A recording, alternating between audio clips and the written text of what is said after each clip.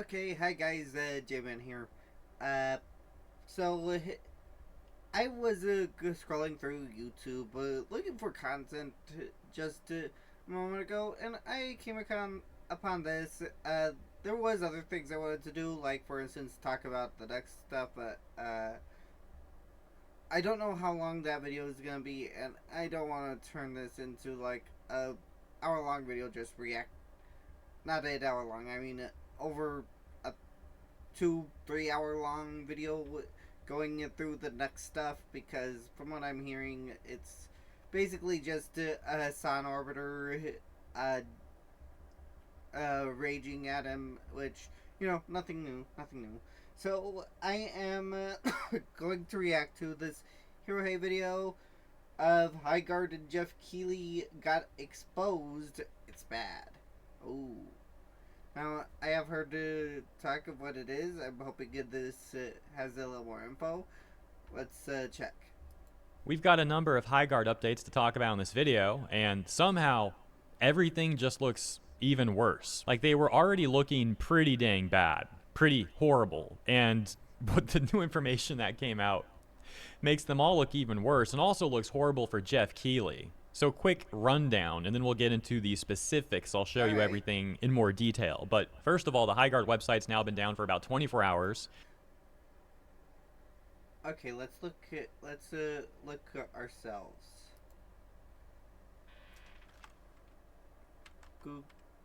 Google High Guard.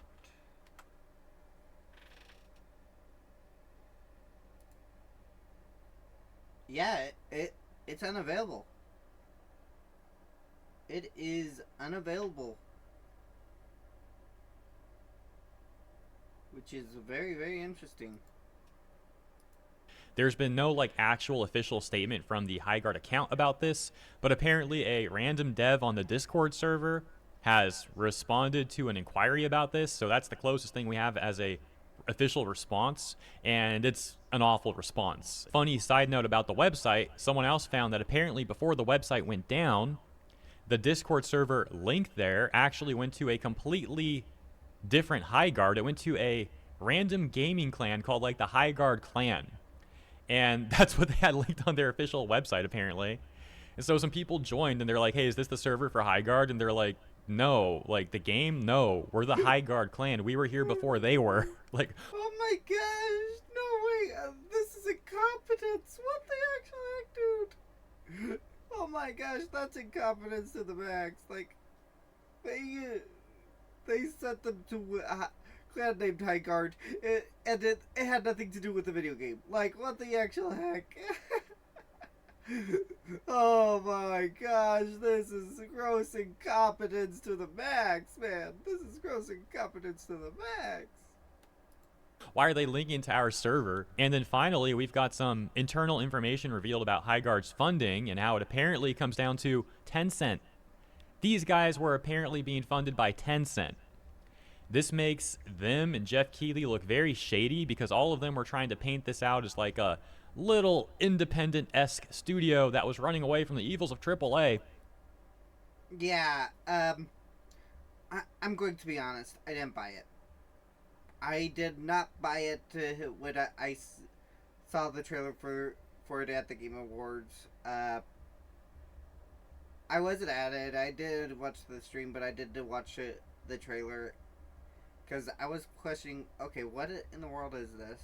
Then I saw the first. Then I saw it being a first-person hero shooter. I went, oh great, it's another one of these. It's hero shooter slop. Seriously, that seems to be all that's getting made these days. It's survival craft slop or it's a hero shooter slop.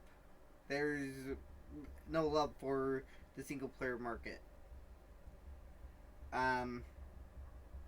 But yeah, this is but yeah, this reeked of a AAA the moment I saw it announced at the Game Awards, because it looked way too polished, way too much like a AAA game I did not buy that it was a double A or a scrappy indie title at all. I didn't buy it.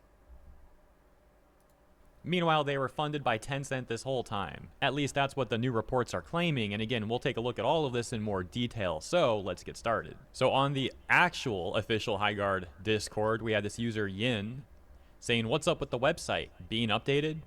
And this apparent dev says, "Not sure on the time frame, but basically needs to be transferred and simplified. Low priority at the moment. Reputational damage already done. Now we just need to focus on delivering updates and content to improve." So yeah, I couldn't believe that. Once again, there's been no like actual official statement about the website being down now 24 hours. Yeah, and this was posted nearly a day ago. At the recording of this video. So at this point, it's around 2 days now. 2 days since the Highguard website was pretty much shut down.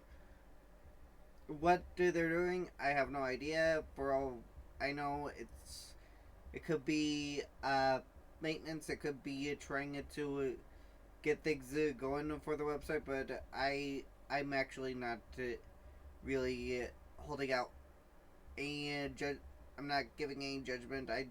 But I will say I think that it might actually be dropped. It might be dead. Highguard might actually be dead at this point. Speedrun for worst hero shooter achievement. Possible, basically. It's not impossible, it's possible.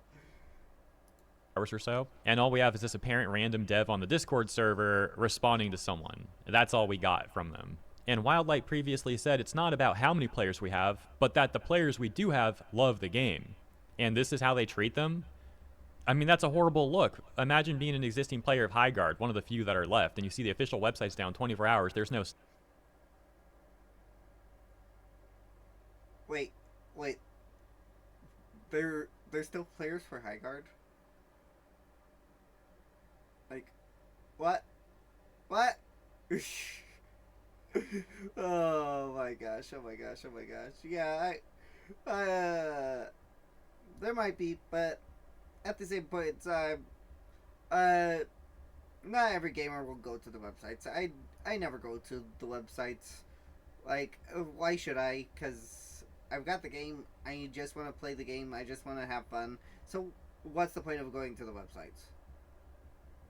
Other than to get some neat little tricks that could make the gameplay easier. That's it. Even then, that's iffy. I don't really need them. Because I do think this also sort of encompasses why these studios are pushing for the online only model. It's to push for people going into their websites and to drive up traffic, and as such drive the advertisers to them, which will then get them even more money than they would have if they had a single player title. Because for me, I mostly tend to stick to single player titles.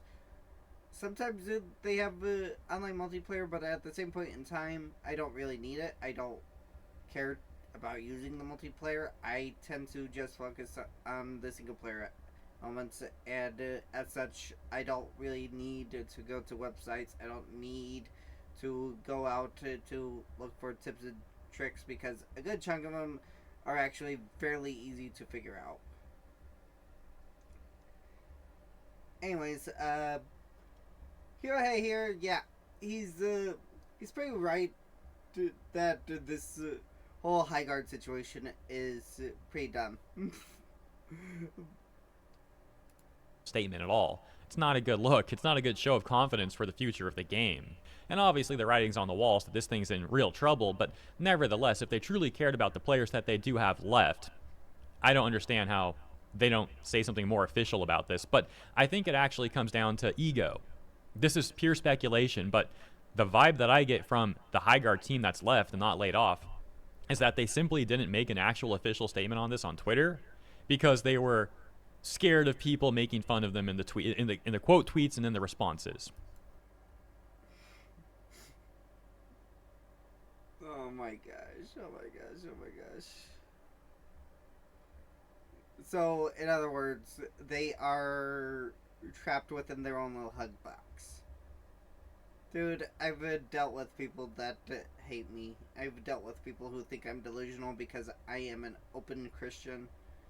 I've dealt with people that think I'm evil because I'm Christian. Like, dude, this is oh man, I mean, come on, man. How is there are people that will think I'm a special snowflake for responding to any sort of hate people get. Like, dude, this is yeah. I'm even more. I have a thicker skin than the devs that made a game. Like, what is this reality, man? What is this reality when a guy who's basically created nothing is even more thick-skinned than the devs that actually created something? Make it make sense. And that's ridiculous. Bro, you have existing players left. Like, are you really you're really putting more weight on random people on Twitter making fun of you than like actually informing your players with what's going on? Now, of course, that's just my speculation, but I think when you take a look at how these people have been handling everything, it's a likely explanation for why they've technically been radio silent about this, aside from this one off-the-cuff response on their Discord server. And the part where he says, reputational damage already done, that's crazy too. Again, my point isn't even about whatever circumstances may be for why the website's down right now. My point is about how they haven't made an official statement about this anywhere, and all we have is this, once again, off-the-cuff Discord comment because someone on Discord asked about it. Well, like I said, what about your existing players? Don't you think they're concerned about why the official website's down? Especially with all the other bad news that's been coming out about this game and the mass layoffs that just occurred. Now the official website's down. Y'all have said nothing about it. But hey, reputational damage is already done. Might as well just not say anything. Like, who cares about the players we have left? And so before the website went down, though, people, as mentioned, also noticed this, for example, this post reading: the Discord invite on the official site links to an Australian gaming guild unrelated to Highguard. And you can oh, that is bad. That is insanely bad. Oh my gosh. This is incompetence. This is incompetence. There we go. We have it. You can see this guild plays games like Nebulous, Fleet Command, Space Engineers, Dune Awakening, Helldivers 2, Elite Dangerous, Star Citizen. And we have a redacted Discord message here, apparently, where one of the people from that guild responds to someone who joined from the Highguard website. And they say, "What game are you joining for? We don't play Highguard. We were here first." It's just astonishing. How'd they even mess that up like that? Now, all that said, there is an official Highguard Discord server, apparently, the one we saw the aforementioned alleged dev comment from. So I don't know if people are just trolling around with this Highguard guild thing. Like, I can't actually check to see if it was linked there myself, so what I'm getting at, because the website's down, and or by the time it's up, maybe this is fixed, or maybe it never actually happened. This is just like a troll post or something. I don't know for sure, but just something to mention really quick. Let's move on to the other main part of the video, though, which is the Tencent news. Insider Gaming reports Highguard developer was backed by Tencent as Highguard struggles continue amid collapsing player counts and layoffs at developer Wildlight Entertainment. No shot. No shot. I heard this too this morning, like, oh man, Highguard was involved with Tencent. Yeah, if you're involved with Tencent, you're no longer AAA. You're no longer indie. You're a mainstream gaming company at that point. It's AAA. And now I'm never going to use the term quadruple aid, but like what they used from like Ubisoft used, that was dumb. But I will use AAA. But yeah, this is a pretty uh, stupid situation where I do agree. I think Hirohei is right that something's going on here. A new report has shed light on who was funding the game all these years. According to Stefan Totillo of GameFile, Chinese conglomerate Tencent was the, quote, lead financial backer, unquote, of the studio. Specifically, it said that Timmy Group is the main studio backing the game. Up until now, the funders behind the game have been kept quiet. In past interviews, the studio has declined to comment on who was investing in the studio. Totillo adds that neither Tencent nor Wildlight provided a comment on the matter by the time of the publication. Insider Gaming has also reached out for comment, but has not yet received a response. Highguard launched on January 26 to nearly 100,000 concurrent players on Steam. Since then, the game has seen its player base fall to under 2,000 peak concurrents on the platform. It has also received mixed reviews. Now the other... Yeah, I saw the reviews. It was mixed. That is actually not too surprising. Because some games do get mixed reviews for a variety of reasons. And I will say this, that I do think that Highguard has been the Highguard team has been pulling the wool over our eyes. I think that's why they were radio silent. They were hoping that so many people would jump into the game that and stay with it out of habit, basically. Because they thought that everyone loves hero shooters, when that's just not the case. I am not a hero shooter fan. I like I like Marvel Rivals for the art style, and I do like that the devs know their player base. I do like that. But at the same point in time, I'm not going to make it a habit to play hero shooters. I'm sorry, devs, but if you're going to keep on pushing the PvP slop on me, I am not going to play it. Because I am more of a single player gamer, so it is what it is. You guys want to push for the whole PvP stuff, then there's no place for gaming anymore. For me anymore, I should say. I should say there's no place for gaming for me anymore, because at that point I might as well just get the retro games through Steam and just play those. Which, by the way, I do have one or two actually installed. For instance, I have Just Cause 2. I have Sonic Adventure 2 installed. So those two games, they are smaller than most modern games. Just saying. The other day, I mentioned that Valve was being accused of having too much free speech, essentially, on the Steam forums by activist journalist outlet The Guardian. And The Guardian reached out to Valve for comment about this, to which Valve ignored the journalists, and I said, based Valve, that's a dub. It's a vastly different circumstance compared to what we see here, though, where, there's a very valid reason to be criticizing Highguard about this, and why Wildlight has been radio silent and trying to imply the inverse, really, of the reality of the situation, which is regarding their financial backing here via Tencent. It's vastly different than some nonsense being written up by journos trying to smear Steam amidst a lawsuit, by the way, that they're currently...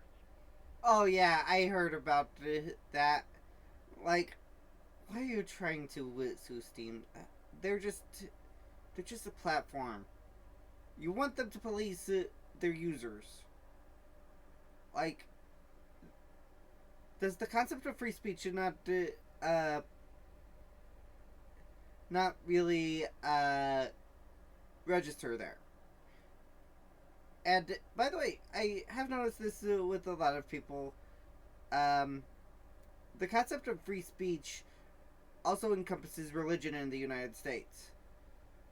Now, I am bringing this back into politics. If you want to skip through this part, fine. But uh, about a month ago, Don Lemon joined some anti-ICE protesters to basically disrupt a worship service at a church. Now, my take on it is actually, I guess you could say more nuanced, because some people will say they shouldn't have protested and all that. My response is, yes, Don Lemon and those protesters had the right to free speech. Okay? They do have the right to free speech. They have the right to protest ICE. I may not agree with it, but they do have the right. However, they are impeding on the rights of the church. Okay? Because the First Amendment also protects the church. So what all those ICE protesters, as well as Don Lemon did, they had impeded on the First Amendment rights of that church. They were asserting their First Amendment rights were more important than the church's First Amendment rights. That is the issue. And yeah, I'm noticing this with the left-leaning people. They are starting to try to say that the First Amendment, they are exercising the First Amendment rights while they're also impeding on other people's First Amendment rights. And when you would talk about that, they say, "I thought you were all for freedom of speech." Like, we are. However, we're not for freedom of speech if you're just going to try to say that your First Amendment rights are more important than our First Amendment rights. That's the whole point. Anyways, I had to do a little side thing there, but let's continue with Hero Hayes' video. We're nearly done. Involved with. That seems like a very corrupt one from the UK, where the woman leading the charge on this lawsuit, Vicky Shotbolt, has ties to Ofcom. Oh! The lawsuit is from the UK too. And yeah, free speech doesn't exist in the UK. All they are going to do is Valve is going to just stop doing business in the UK. That's it. Most likely Gabe will just have everything based in the US. And if that happens, guess what? The game devs of the UK, I'm sorry, but you guys did this to you. You guys did this to yourselves. You should have just let Steam go as is, because keep complaining, you're going to lose everything. And all the other stuff that I also mentioned already in my aforementioned coverage from the other day about The Guardian going after Steam. This is a very long-winded way of me essentially saying that I'm not going to call Wildlight based. It's not going to happen. Cycling back to Wildlight, Jeff Keighley, and Tencent though, let's talk about why this has been so deceptive from all of them. First of all, back on January 31st, we had this information coming out from a interview that Wildlight CEO Dusty Welsh had with Polygon, where they said, Wildlight started with a small team of 5 or 6 people and remained that size for some time before gradually ramping up over the years. It's now about 100 people, around 60 of whom previously worked on Apex Legends and Titanfall. Dusty going on to say, we wanted to create an environment that was special and unique, and not have the burdens that you might get at a big publisher at a big company. Dusty Welsh had a... Yeah, here's the thing though. To me, it looked exactly the same as any other hero shooter. I'm sorry. It was a generic hero shooter. It did catch my attention. And it certainly didn't deserve it to be showcased at the Game Awards. Okay? It was too generic.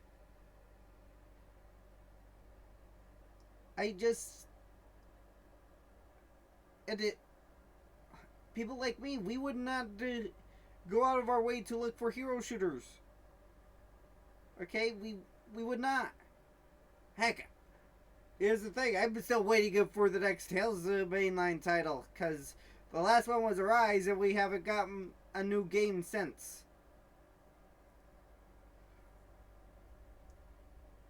But I'm hoping that we get a good one, and I am sort of looking forward to when Bandai Namco stops doing the remasters and it actually shows us what's at the end of the tunnel. I'm sort of hoping that it is actually a Tales anthology where they release all of the games that they haven't been able to re-release over here in the States. I also hope that one of the remasters will be the offline version of Tales of Raise, because there's an offline version of it since the servers shut down, but it's only available in Japan. And I would love for it to come over to the United States so that I can properly play it. And they could go with the whole Mega Man X Dive route where they just sell it for around $30 and people will pick it up and play. That way, people who want to play it can, and people who want to try it can, and all while they still get to profit off of the game. But that's me spitballing. That's me what I want. I don't know what the reality is there. Separate interview with PC Gamer, which GameSpot would report on January 27th. And we'll take a look at this section where they say, Welch also talked about Wildlight's relationship with Keighley, saying he is a, quote, friend of the studio, unquote, and played the game prior to launch. He loved it, Welch said. So when Jeff said, look, I'd love to do something different and put an indie studio and a free-to-play game up here and put it in the show, I mean as an indie who was unknown by choice, who wouldn't jump at the chance to do that? Here's the biggest platform in gaming, right? Welch said. So yeah, from Wildlight themselves to Jeff Keighley himself, there's been this attempt to try to paint Wildlight as similar to your favorite indie studio. And yeah, for me, again, I didn't buy that it was an indie game. I really, really didn't. Because here's the thing. When I think indie game, I think of something like Five Nights at Freddy's back in the heyday, back over 10 years ago. Scott Cawthon made Five Nights at Freddy's alone. Alright? I think of Undertale before it blew up. I think of Deltarune before it blew up. I think of a lot of those as indie titles. I do not think of Highguard as an indie title. It looks too polished. It looked too polished from the get-go. I would not have... if it was like a single-player experience that was a few hours long, or there was massive replayability, then yeah, I could say, okay, it's indie. But since it's basically a PvP hero shooter, I couldn't, in good conscience, call it a indie game, because I don't consider PvP hero shooters indie games at all.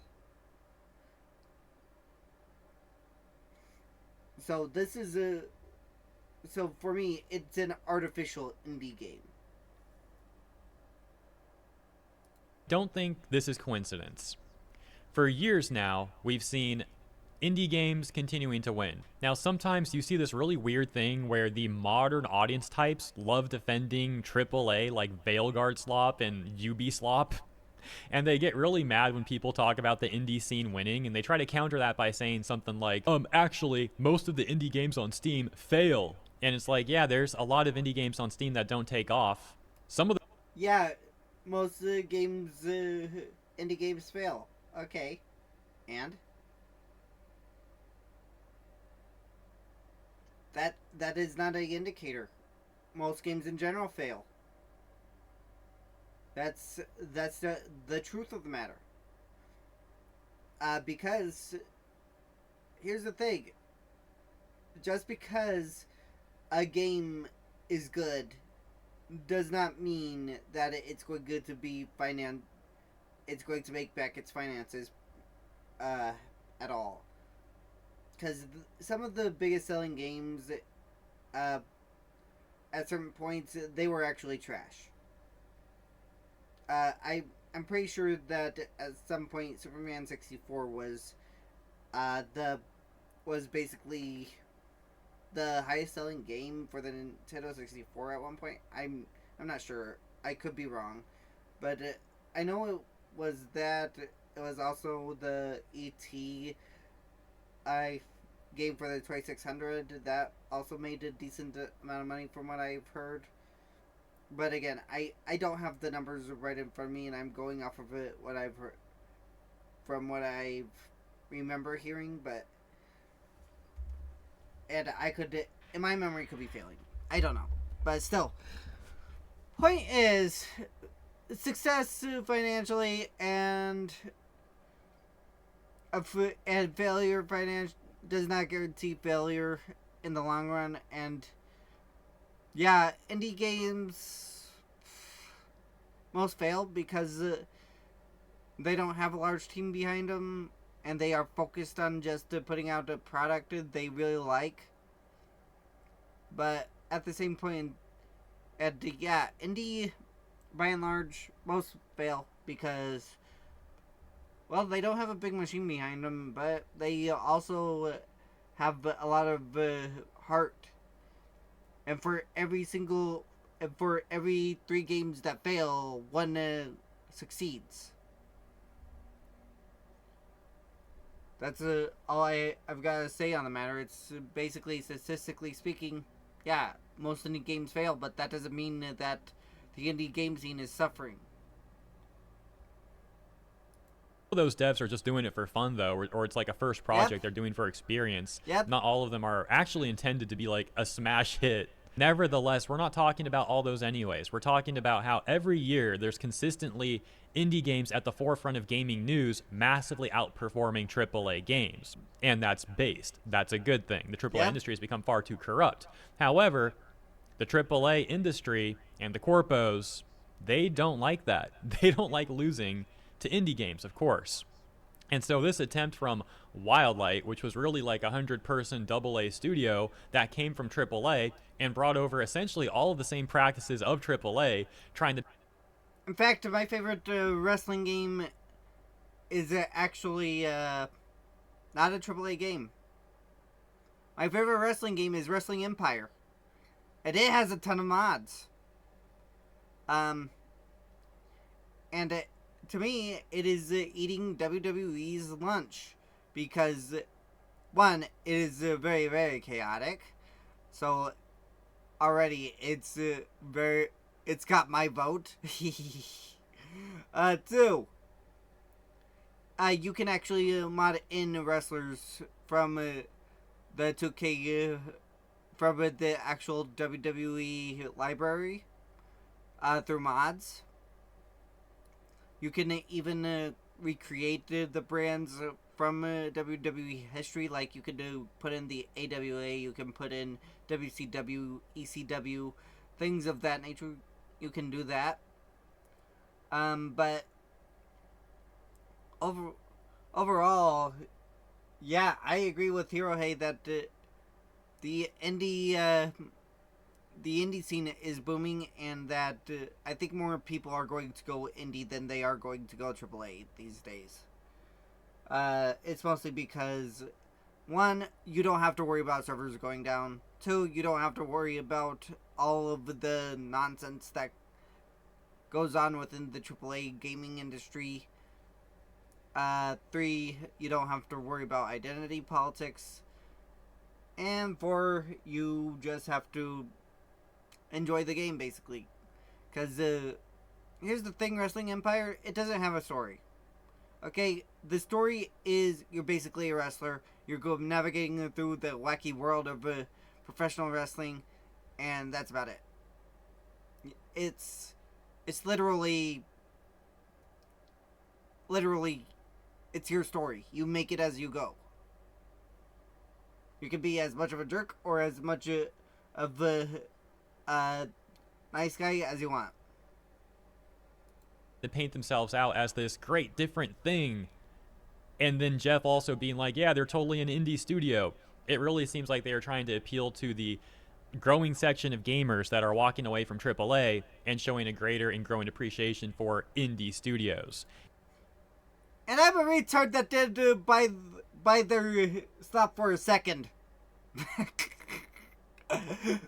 Oh my gosh. I didn't buy their slot for a second. Now, in the past, for streams, yes, I did play PvP games. I played Fortnite. I played Rocket League. I played Valorant. I played... I think that's about it. But either way, I did play PvP, but that's not the type of game that I'm interested in. I'm more for the whole... I'm interested in single player games. And this was them trying to capitalize on that favor and misappropriately apply the indie term onto Wildlight. Now, on top of them being more of a AA studio than something like your favorite little indie studio, we also now know that they've been getting funding from Tencent, apparently. So, I mean... Another thing on Wrestling Empire, it's primarily one guy making the game. It's one super hardcore wrestling fan making the game.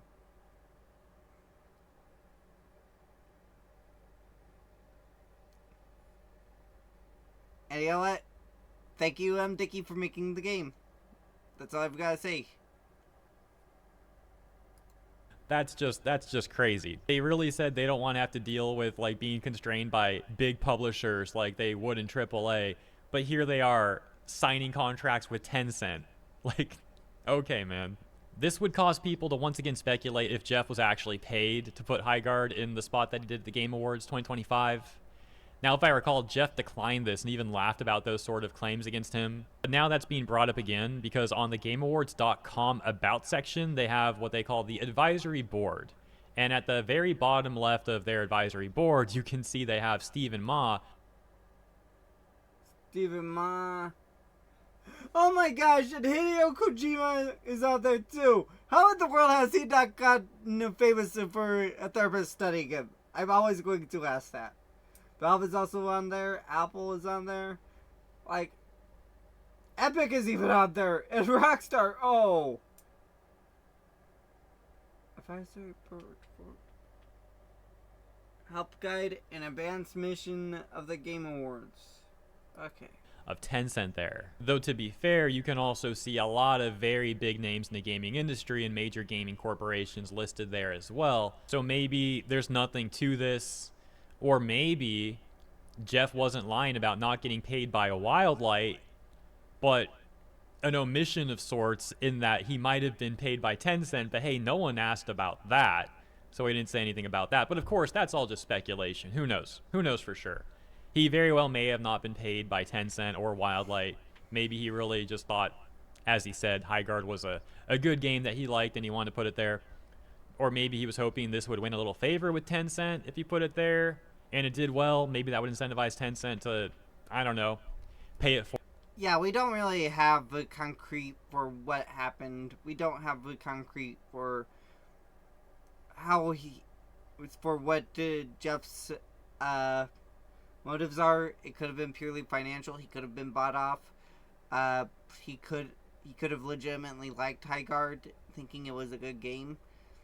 Because after all, at the end of the day, video games are an art form, and what it constitutes as a good game is subjective. I mean, for some people, Just Cause 2 is a mid-game, and I love it, because I get to commit war crimes against an oppressive government. But overall, I can see how Just Cause 2 is a mid-game, and I honestly consider that a good chunk of the quote-unquote big games that came out on the Xbox 360. Like, for instance, Skyrim, I think, is mid. I'm sorry, I think Skyrim is mid. If it didn't have mods, it would have died. It would just be a footnote. Oblivion, never heard of it until after Skyrim.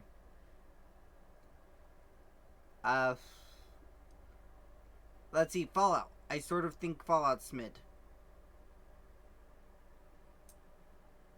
Yeah, a lot of the Bethesda games are mid. I just think they are. Even if some people love them, I do. Even though a lot of people love the Bethesda first-person RPG games, I do think a good chunk of them are mid.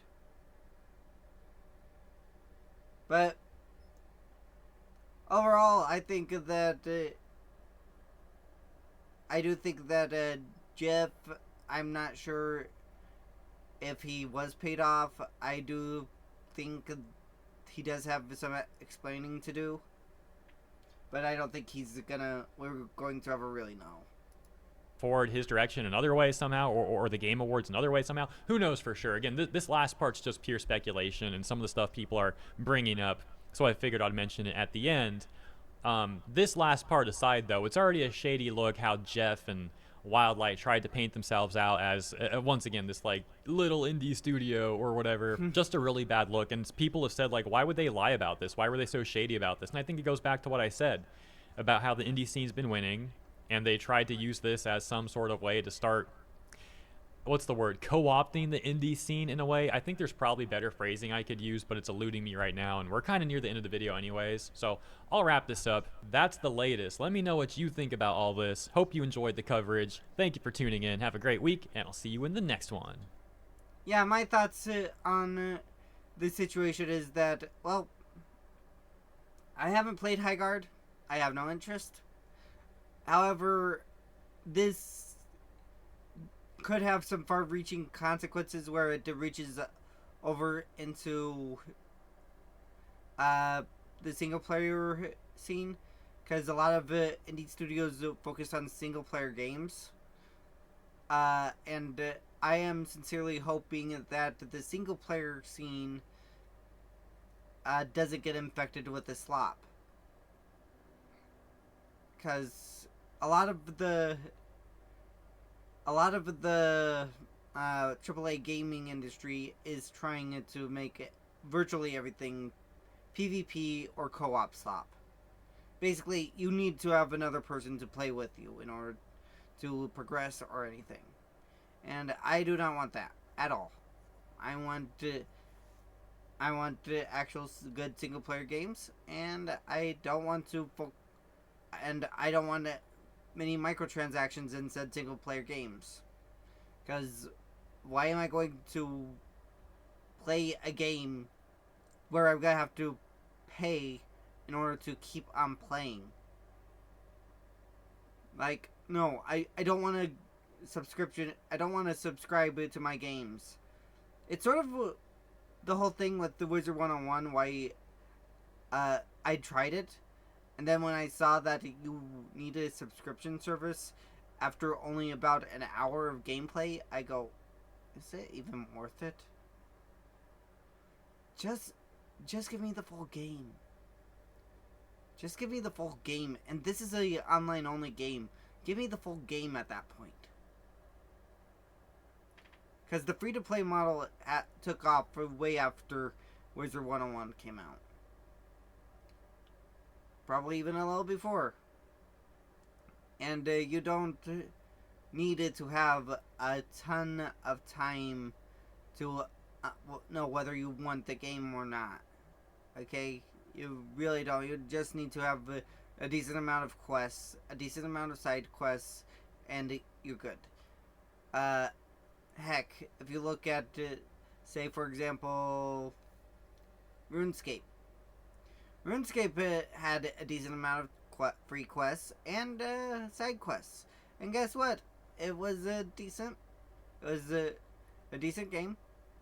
Then the subscription service, you just have to pay $5 a month, and bam, you have the full game. and again, decent ideas. I'm not going to speak on New RuneScape now because it's been well over a decade since I've played. Seriously, anyway. And it, from what I can tell, it went insanely woke. So I'm not gonna play it. But either way, what I'm trying to get at is the multiplayer slap needs to stop. Okay? It needs to stop. Anyways, guys, I think that's all I've got to say. Thank you for tuning in. I'll see you guys in the next one. Later.